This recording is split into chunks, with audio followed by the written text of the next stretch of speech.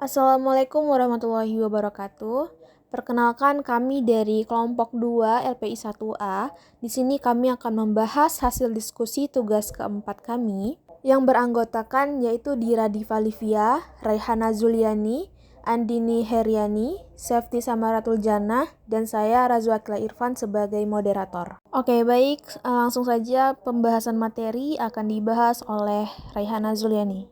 Kepada Raihana Zuliani dipersilahkan.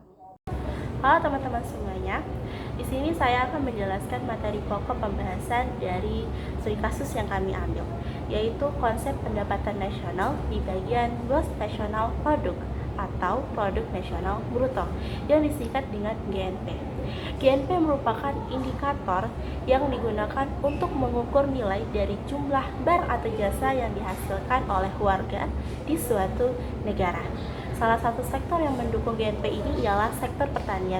Seperti studi kasus yang kami ambil ialah sektor pertanian jagung di Desa Mopolo di Sulawesi Utara. Pendapatan yang dihasilkan dari penjualan komoditas tersebut dihitung sebagai pendapatan nasional. Hal ini menunjukkan sektor pertanian merupakan sektor yang membantu meningkatkan kesejahteraan nasional secara menyeluruh. Terima kasih. Oke, terima kasih Raihana. Selanjutnya langsung saja kita membahas studi kasusnya yang akan dijelaskan oleh Dira. Kepada Dira dipersilahkan.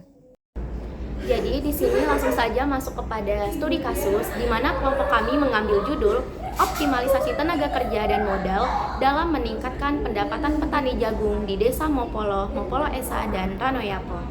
Seperti yang kita ketahui, bahwasannya tenaga kerja dan modal termasuk dua faktor yang saling berkaitan di dalam meningkatkan pendapatan petani jagung di Desa Mopolo, Mopolo Esa dan Ranoyapo. Meskipun teknologi memiliki pengaruh yang positif, tetapi masih banyak sekali potensi yang belum dimanfaatkan.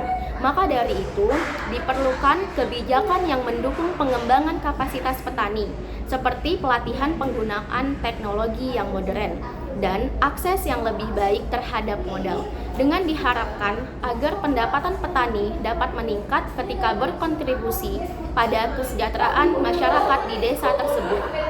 Dari studi kasus tentang optimalisasi tenaga kerja dan modal dalam meningkatkan pendapatan petani jagung di Desa Mopolo, Mopolo Esa dan Ranoyapo memiliki hubungan langsung dengan pendapatan nasional. Kita dapat mengetahui apabila pendapatan petani yang meningkat akan berkontribusi pada pertumbuhan sektor pertanian yang merupakan bagian penting dari ekonomi nasional. Ketika petani mendapatkan pendapatan yang lebih, mereka dapat meningkatkan konsumsi dan investasi di komunitas yang dapat mendorong pertumbuhan ekonomi lokal.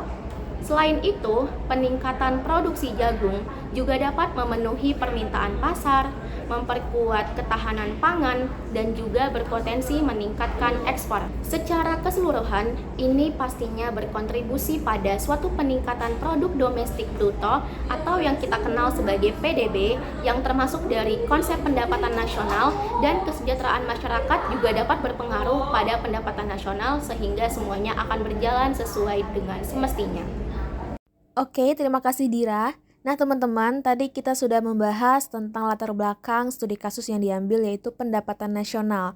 Nah, selanjutnya kita akan membahas apa sih dampak yang terjadi dari latar belakang yang sudah dibahas tadi. Untuk pembahasan tentang dampak akan dibahas oleh Safety. Kepada Safety disilahkan. Baik, pada kesempatan kali ini saya akan membahas dampak dari studi kasus yang kami ambil. Dampak dari studi kasus ini muncul karena masih banyak potensi yang belum dimanfaatkan untuk meningkatkan kemampuan para petani. Juga, tenaga kerja dan modal itu sangat menjadi faktor penting untuk meningkatkan pengembangan para petani tersebut. Terima kasih. Baik, terima kasih Safety. Nah, mungkin saya dapat menambahkan sedikit tentang dampak yang terjadi. Jadi tidak semua petani memiliki akses pada tenaga kerja yang terampil.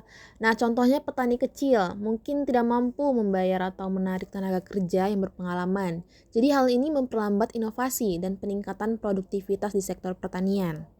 Nah, yang kedua ada keterbatasan modal. Pasti banyak petani, khususnya di pedesaan atau yang berskala kecil ini, tidak memiliki akses modal yang cukup untuk mengembangkan usaha pertanian mereka.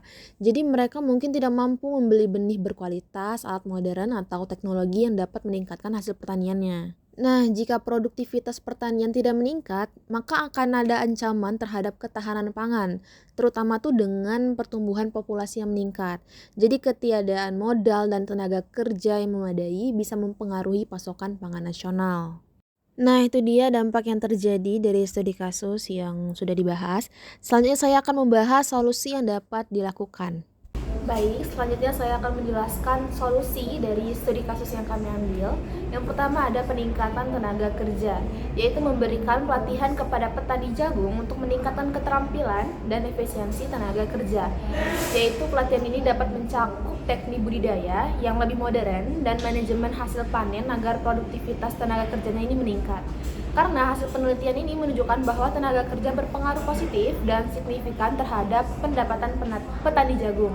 Karena itu, semakin baik keterampilan tenaga kerjanya, maka semakin tinggi pula pendapatan yang dihasilkannya. Selanjutnya, yang kedua ada pemanfaatan teknologi pertanian, yaitu mengintroduksi teknologi yang lebih tepat guna untuk mendukung proses pertanian jagung, seperti mesin pertanian modern atau alat irigasi yang lebih efisien.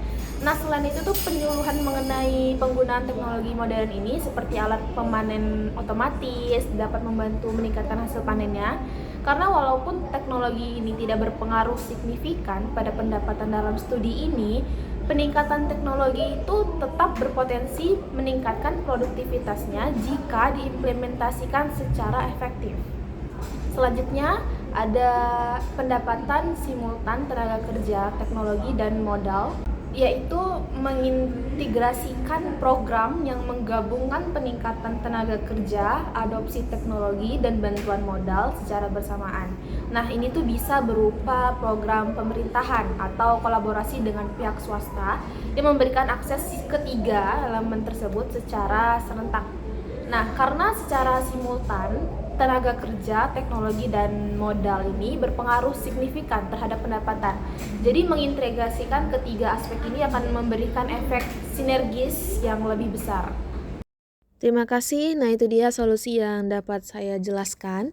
Selanjutnya yaitu membahas tentang kesimpulan yang akan dibahas oleh Andini. Kepada Andini disilahkan. Baiklah, kesimpulannya yaitu pendapatan nasional adalah total nilai barang dan jasa yang dihasilkan oleh suatu negara dalam periode tertentu. Biasanya diukur dengan produk domestik bruto (PDB).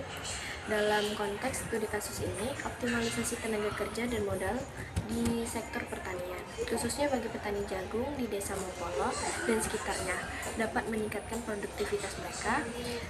Peningkatan ini tidak hanya berdampak pada kesejahteraan petani saja secara individu, tetapi juga berkontribusi pada pertumbuhan pendapatan nasional melalui sektor agrikultur yang merupakan bagian penting dari ekonomi Indonesia. Terima kasih, sekian saya. Nah, itu dia pembahasan tentang studi kasus yang kami ambil, yaitu di materi pendapatan nasional yang berjudul Optimalisasi Tenaga Kerja dan Modal dalam meningkatkan pendapatan petani jagung di Desa Mopolo, Mopoloesa, dan Ranoyapo. Nah, berikut ada referensinya, daftar pusakanya.